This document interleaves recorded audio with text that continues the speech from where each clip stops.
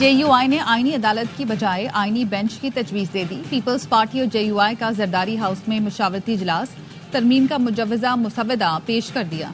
कामरान मुर्तजा कहते हैं peoples party और हमारे मुसवदे में सिर्फ आईनी अदालत और आईनी बेंच का फर्क है। उम्मीद है जल्द मुश्तरका मुसवदे पर इत्तफाक कर लेंगे। मुर्तजा वहाब के साथ मीडिया से गुफ्तगू में कामरान मुर्तजा ने कहा, चाहते हैं मुल्क को कौम के मुफाद में आगे बढ़ा जाए। पीपल्स पार्टी की तजावीज़ से मुतालिक मौलाना फजल रहमान को आगाह करूंगा। मुर्तजा वहाब का कहना था मस्बत मुलाकात थी, चीजें आगे अच्छे अंदाज में बढ़ रही हैं। सारी तफसीलात अभी शेयर कर लें तो आगे की मुशावरत कैसे होगी।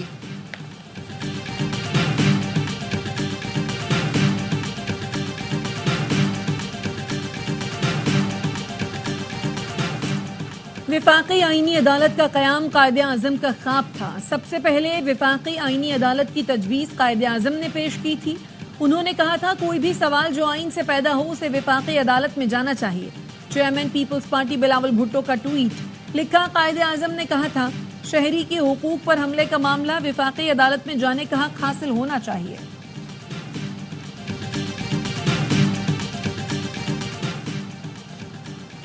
आईनी तरमीम से मुतालिक मुशावरती इजलास। हुकूमत ने विफाकी आईनी अदालत की तश्कील का फार्मूला सियासी जमातों से शेयर कर दिया। अदालत चीफ जस्टिस समेत 7 अरकान पर मुश्तमिल होगी। चीफ जस्टिस 2 सीनियर तरीन जजेस रुकन होंगे।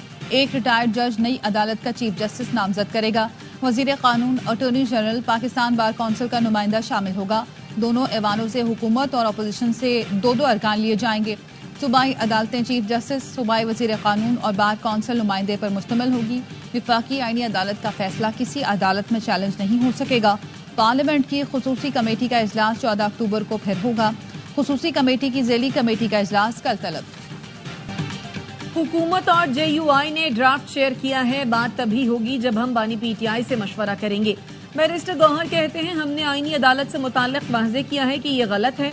176 केसेस के लिए अलग अदालत बना रहे हैं। सुप्रीम कोर्ट पर केसेस का बोझ फिर भी रहेगा। कोई और तरीका निकालें जिससे केसेस का बोझ कम हो।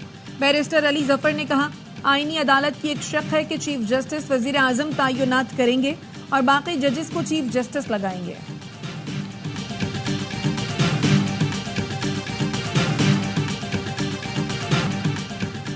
पंद्रह अक्टूबर को एहतजाज की कॉल, खान नहीं तो पाकिस्तान नहीं सोच की अक्कास है। रियासत यलगार रोकने के लिए तमाम वसाइल इस्तेमाल करेगी। अदलिया को नोटिस देना चाहिए। वजीर दिफा ख्वाजा आसिफ कहते हैं बानी PTI को जितना रिलीफ दिया किसी और को नहीं दिया गया। तलाल चौधरी ने कहा PTI की एहतजाज की कॉल मुल्क दुश्मन सोच की अक्कास है। PTI SCO कॉन्फ्रेंस से उदास करना चाहती है। वजीर इत्तलात पंजाब अज़मा बुखारी का कहना है तहरीक फसाद ने रियासत पाकिस्तान के खिलाफ ऐलान जंग किया। SCO इजलास के मौके पर फिर से इस्लामाबाद पर यलगार को तैयार है। अपने एजेंडे की तकमील के लिए ये जमात किसी भी हद तक जा सकती है। मुजव्वजा आईनी तरमीम के खिलाफ दरखास्त पर सुप्रीम कोर्ट में समाअत 17 अक्टूबर को होगी। चीफ जस्टिस की सरबराही में 3 रुकनी बेंच तश्कील।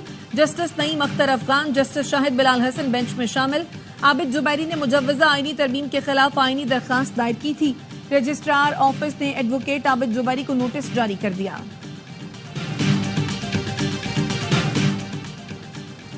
वजीर आजम शहबाज शरीफ का SCO इजलास के इंतजामात का जायजा लेने के लिए जिना कन्वेंशन सेंटर का दौरा। चेयरमैन CDA और वजारत खारजा के हुकाम ने ब्रीफिंग दी। वजीर आजम ने इंतजामात पर इत्मीनान का इजहार किया।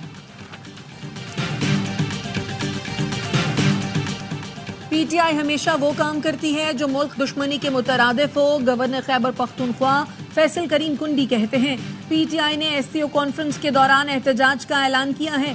PTI का एजेंडा मुल्क को गैर मुस्तहकम रखना है। शहरी रहमान ने कहा PTI अपनी सियासत पर नजरसानी करे और 15 अक्टूबर की एहतजाज की कॉल वापस ले। PTI जत्थू और इंतशार की सियासत से मुल्की मफादात पर हमला कर रही है। आलमी दुनिया को मनफी पैगाम दे रही है। ANP के सदर एमल वली ने कहा SCO इजलास के दौरान एहतजाज करने वाले दस्तूर और पाकिस्तान के दुश्मन हैं।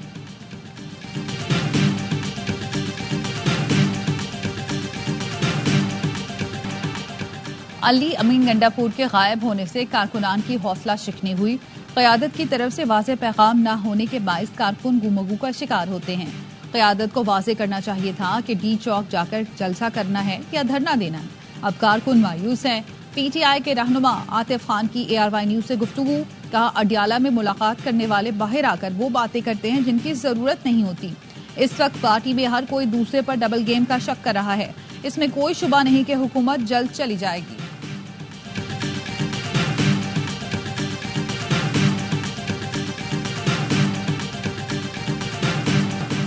اسلحہ اور شراب برآمدگی کیس میں علی امین گنڈاپور کی ناقابل ضمانت وارنٹ گرفتاری برقرار۔ وارنٹ گرفتاری کی بالغ رپورٹ اسلام آباد کی جوڈیشل مجسٹریٹ کی عدالت میں پیش کی گئی۔ رپورٹ کے مطابق علی امین گنڈاپور کے وارنٹ گرفتاری پر عمل درآمد نہیں ہو سکا، مہلت کی استدعا ہے۔ عدالت نے سماعت 23 اکتوبر تک ملتوی کر دی۔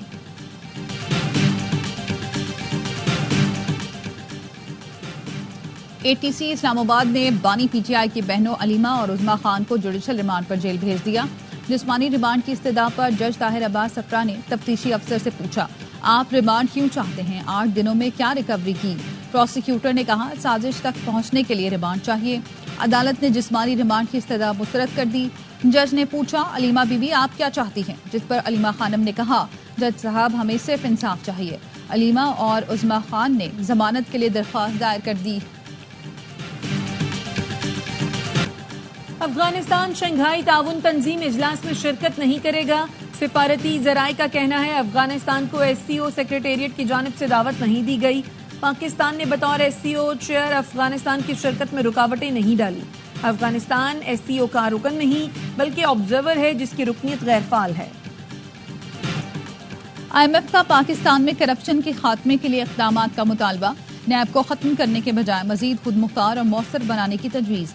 IMF کا کہنا ہے کرپشن کے خاتمے کے لیے ایکشن پلان تیار کیا جائے۔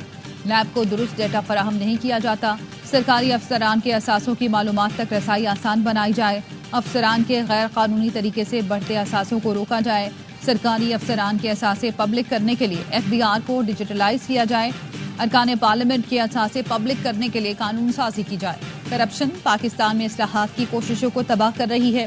IMF کا جولائی تا ستمبر ٹیکس کم جمع ہونے کا نوٹس، ماہانہ 10 ارب 30 کروڑ کے نئے ٹیکس لگانے کا مطالبہ، مشینری کی امپورٹ، صنعتی اور کمرشل امپورٹ کے خام مال پر 1% ایڈوانس انکم ٹیکس لگانے کا مطالبہ۔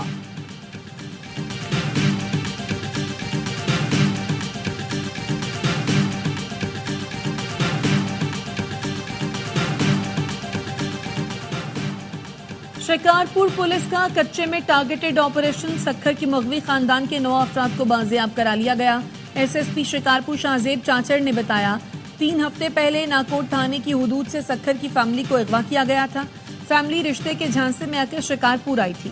مغویوں کی بازیابی کے لیے اسپیشل ٹیم تشکیل دی گئی۔ فائرنگ کے تبادلے کے بعد ڈاکو مغویوں کو چھوڑ کر فرار ہوئے۔ کراچی ایئرپورٹ پر خودکش دھماکہ، پاکستان اور چین کے تعلقات خراب کرنے کی سازش قرار۔ CTD نے دھماکے کی ابتدائی رپورٹ عدالت میں پیش کر دی۔ دہشت گردوں نے ملک دشمن غیر ملکی خفیہ ایجنسی کی مدد سے دھماکہ کیا۔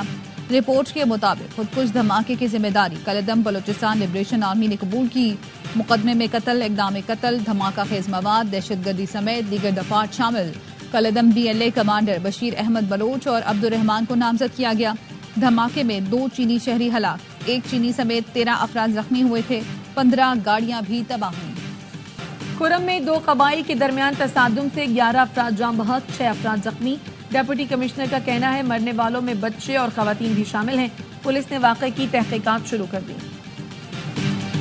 انجان خواتین کو لفٹ دینے والے ہوشیار، لفٹ مانگنے والی اچانک اسلحہ بھی نکال سکتی ہے۔ کراچی کے کورنگی انڈسٹریل ایریا میں سنگر چورنگی کے قریب خاتون نے فیکٹری ملازم سے لفٹ مانگی اور کچھ فاصلے پر اچانک اسلحہ تان لیا، تھپڑ مارے، موبائل فون اور تنخواہ بھی چھین لی۔ منی لانڈرنگ کیس میں چودھری پرویز الہی کی 1 روزہ حاضری سے استثناء کی درخواست منظور۔ پرویز الہی بیماری کے باعث عدالت میں پیش نہیں ہوئے۔ پرویز الہی کی وہو زہرا الہی کی مستقل حاضری سے استثناء کی درخواست منظور۔ مونس الہی سمیت 9 اشتہاریوں کی جائیداد قرق کرنے کے حکم میں توسیع۔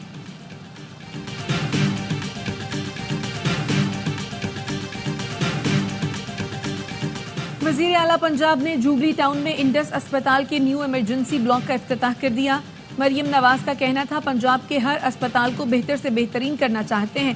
پنجاب کے اسپتالوں میں 90% تک ادویات مفت فراہم کی جا رہی ہیں۔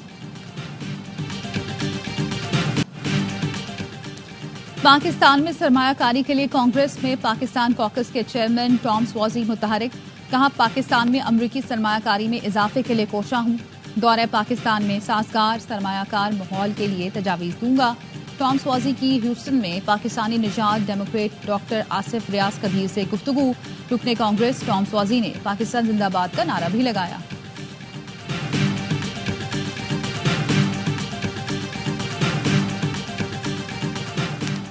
लबनान में इसराइल के फजाई और जमीनी हमले जारी। 24 घंटे में 60 अफराद शहीद और मुतादिद जख्मी। जनूबी लबनान में इसराइली तैयारों ने 24 घंटे में 57 हमले किए।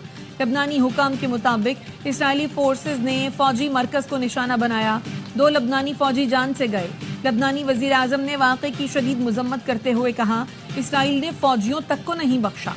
बैनुल अक़वामी बरादरी जारहियत रुकवाने में किरदार अदा करे।